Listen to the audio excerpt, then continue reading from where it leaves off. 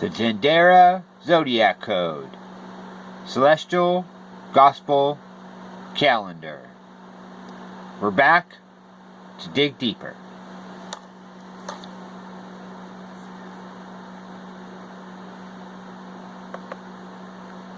We're here on Stellarium. What we're going to do, for those of you who have watched my previous videos on the Dendera, if you have not, it's very vital to go back to watch the previous videos from the beginning of the series to understand how all of this code has been put together. So for those of you who have joined me on this journey, here we go. First thing that we're going to do is look at the modern interpretation of what was found during the birth and time of life of the Messiah. So, the last time we were at 33 AD, looking at right after the death of Messiah, where was the sun and the constellation that the sun was housed in at that time. From the Dendera, we're seeing that everything is set on axis points and that there are specific star alignments that need to be paid attention to. We saw on the Dendera that the only other star besides Sirius was Spica. So let's dig deeper into what we're looking at in the modern time. We know from our research, many watchmen have proven it out, that September 11th is the birth of Messiah from the signs in the sun, moon, and stars. And here we are, back looking at that alignment that happened in the constellation of Virgo in 3 BC, September the 11th.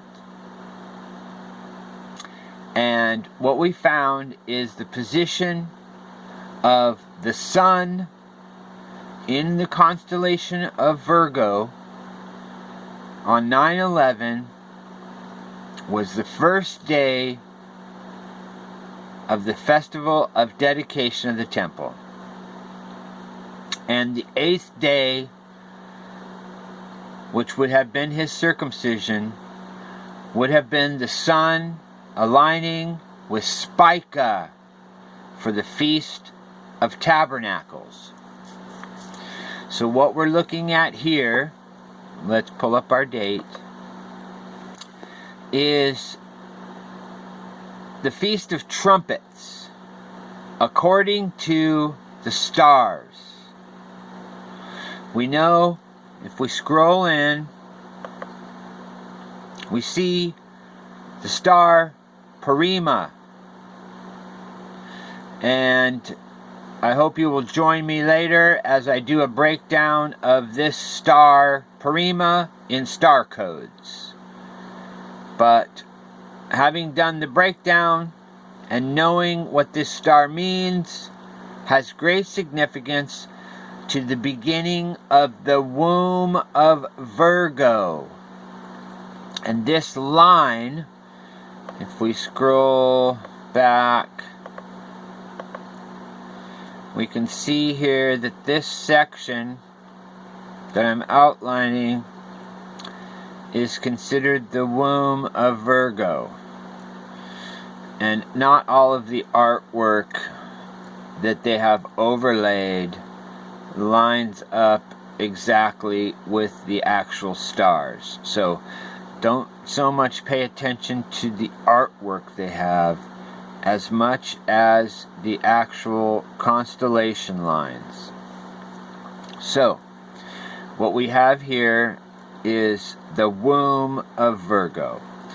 And And if we had paid attention to the Revelation 12 sign in 2017, we found that Jupiter came and did a retrograde inside of the womb of Virgo, exactly the time that it would take for a human gestation. And that was our sign to the body of Messiah, that we were having the same signs in the heaven as during the time of the birth of Messiah. And so it's very vital for us to pay attention to what's happening inside of the signs. So most of the watchmen paid attention during the Revelation 12 sign because Jupiter was in the womb of Virgo. But what most watchmen missed is that there is a purpose behind all of these stars having positions, and that the moon and the sun and the stars and the planets come through these. And as we know, Jupiter came through, retrograded, came back through, and then was actually born across the birth line, which is Spica, on September the 9th. But the moon did not reach the bottom of the foot of Virgo until the 23rd, 24th, depending on where you were on the planet. So, what we're looking at is a breakdown of the code. What the Dendera shows us is that Spica has a very important role as a position point.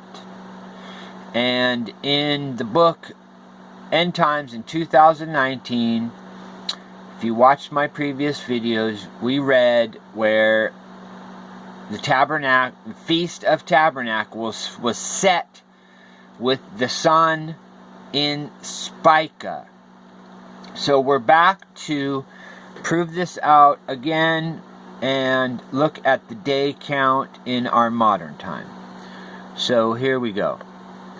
We're looking at 10/2/2020 at midnight, the beginning of our count of the days, and we see the sun lined up with Purima. This would be the Feast of Trumpets according to the stars. And we have to have the sun aligning with Spica for the Feast of Tabernacles. And this is exactly what happened at the birth of Christ. And we know that if we're tracking the precession of the equinox, that the age is over 2,000 years. And the next age will not be coming until after the year 2100. There are many people who believe that this coming up Saturn-Jupiter alignment is the start of the age of Aquarius, but I believe it's the start of the transition into the age. But we will not be into the age until after the year 21, I believe it's 70. So, what we're looking at now is the same alignment that we should be looking at as the birth of Christ. And we are not to be adjusting our time based on the calendars of man or harvests or any of those things that are in the physical realm. Because the Father of lights has given us an exact timing. This is a clock, and this clock cannot be corrupted.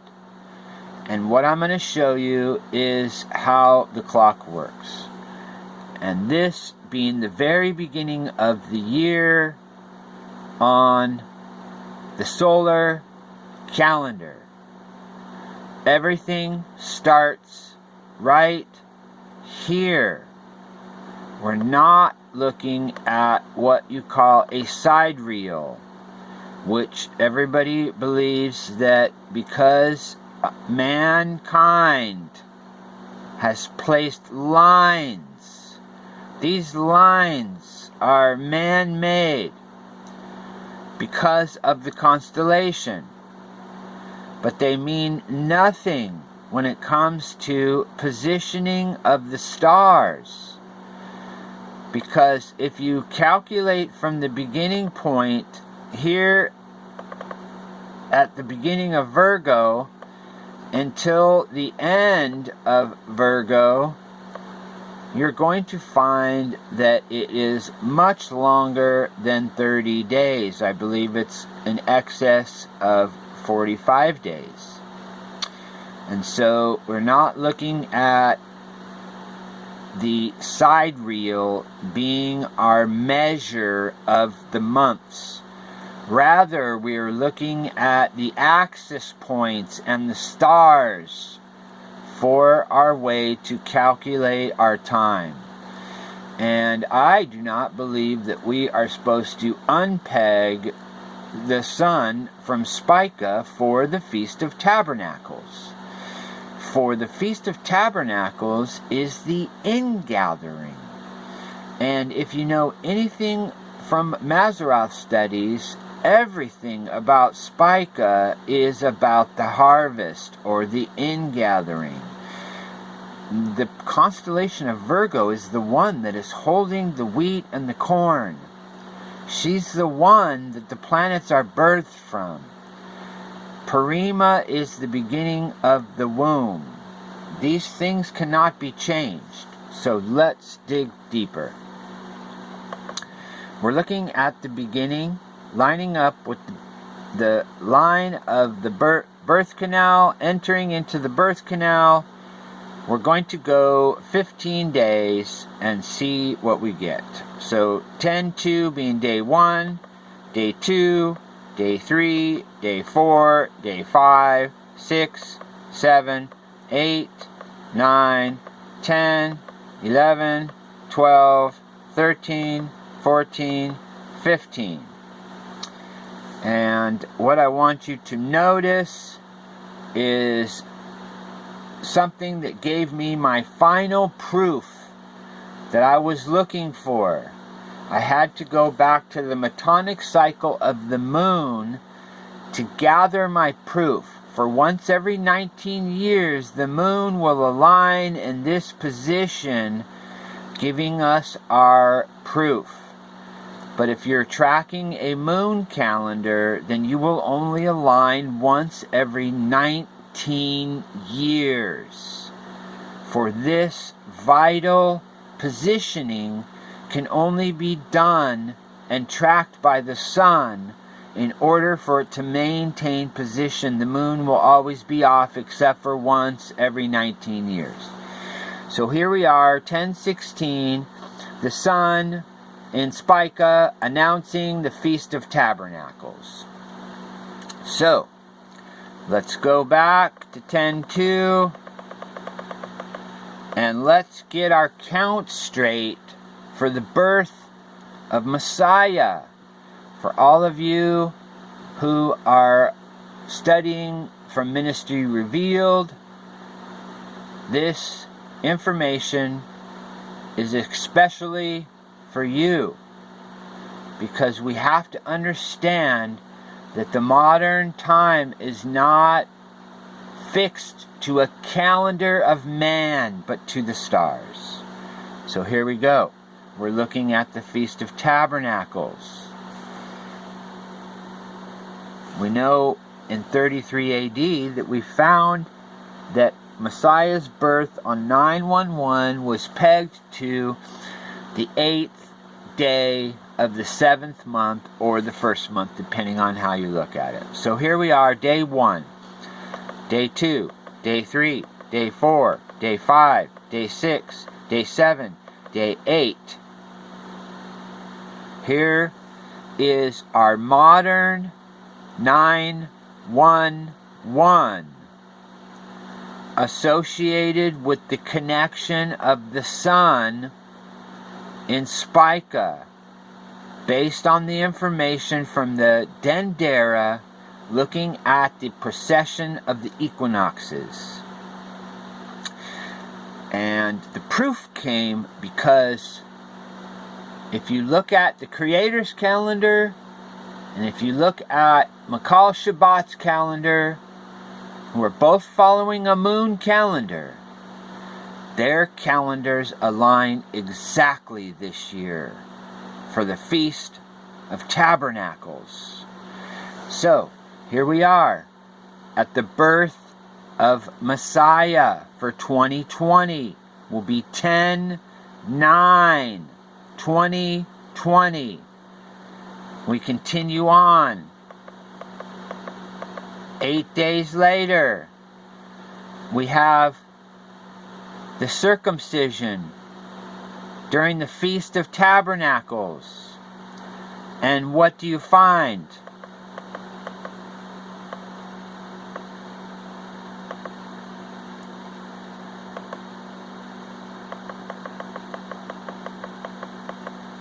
The moon at noon in Jerusalem, aligning with the sun and Spica.